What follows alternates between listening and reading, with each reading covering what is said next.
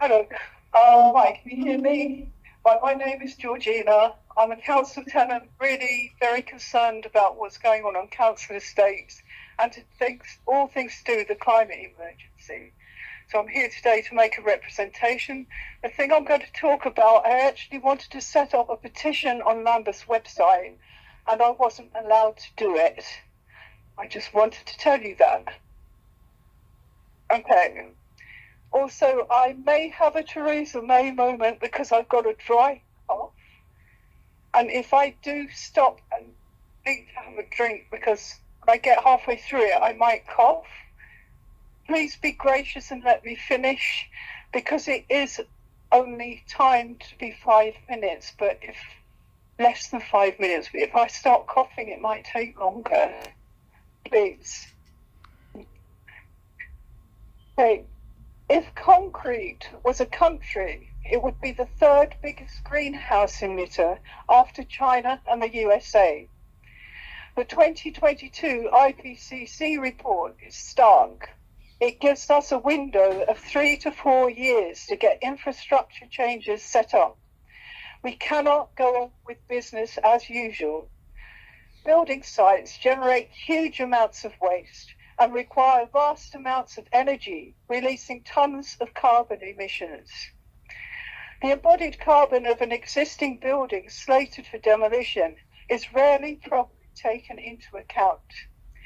In November 2021, Lambeth stated in a motion that thanks to life cycle carbon assessments, new build homes can be demonstrated to deliver better long-term carbon impacts than retrofitted homes. A Freedom of Information request was made asking for documents to back this statement up. 2.5 years later, with the ICO's involvement, it's been discovered there are no such documents. Around 80% of buildings in use now will still exist in 2050. This means that retrofitting is essential to improve their energy efficiency. The greenest building is the one that already exists. At the moment, there are not enough people trained with skills to retrofit. So let's join the dots. That's what these are. According to Savills in 2018, more than 100,000 households every year do not earn enough to access a mortgage or the private rental sector. Council homes with secure tenure are essential, but this bar chart shows the direction of travel with the demolition plans across 6 estates. But it takes so many private to fund so few, if any, extra councils. Surely shows how costly demolition really is. The cross-subsidy model doesn't work, as was correctly pointed out in the Kerslake review. On the South Lambeth estate, one of the 6 estates earmarked for demolition, the region would leave it with fewer council homes than currently exist, but hundreds of extra private for sale. A decant block has been built to empty other blocks ahead of demolition. This presents Lambeth with a unique opportunity. We know it's more difficult and costly to retrofit homes with people in situ, and because of passing high costs onto leaseholders, for empty blocks. Retrofitting an empty home is the most cost-effective and gives the best, deepest retrofit. Aggregation of properties into larger projects can reduce costs further. Empty blocks could be used to start training a retrofit task force directly employed by the council. So borrow to invest. Other councils like Manchester have been upskilling people with retrofitting skills since 2021. This methodology, if applied across all the estates earmarked for demolition, would leave the council with more council homes than its regen programme, because Lambeth has borrowed £170 million to buy back leaseholder properties from those wanting or having to leave the estate. All properties bought back should be returned as council housing. Your time is up. Retrofitting homes would also address fuel poverty far more quickly, stabilise rents and communities which otherwise are torn apart by regeneration, and bring empty homes back into use. By starting to train our retrofit task force now, Labour could have the expertise Your time is up. retrofitting and speed and scale once retrofitting funding is increased, because it will be, perhaps by a likely next Labour government. So just as Labour Your time is up. sentence, quite likely expects behaviour change from residents to help mitigate the effects Can you of climate please- change. So we expect behaviour change from you. Listen, we need to conserve and reuse as much as possible. Join the Your time is up. Can you please be considerate to other people who are speaking tonight? Don't follow. Thank you.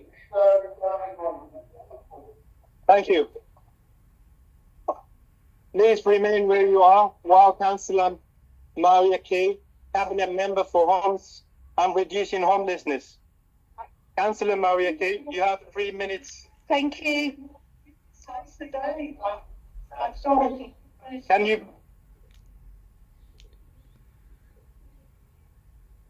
Thank you, Georgina, Van, Luke and Louisa for your deputation. I will respond to the deputation in terms of the retrofitting that you have spoken about. I can't really do anything much about it because I'm speaking as this. I mean, that's exactly what I'm doing. So the Council recognises the climate emergency, and our climate action plan sets out our vision for achieving net zero by 2030 and becoming climate resilient. Retrofit is an important part of this. Buildings and energy form a key priority for our climate action plan. The changes needed are structural, beyond what a retrofit task force can address. So I would ask you to join us in lobbying the Conservative government to give Lambeth the funding for a major programme to retrofit homes, schools and community buildings.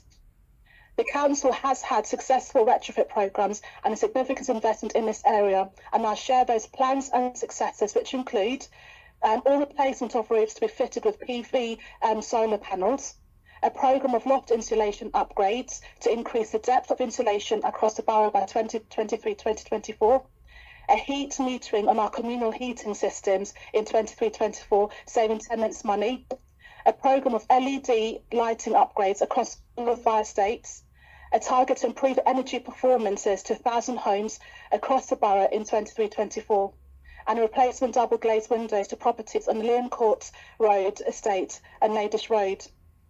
And just in terms of specific schemes, I do want to inform you that 26 homes on a Myattsfield estate have had deep retrofit works projection to be completed this next month, this coming August.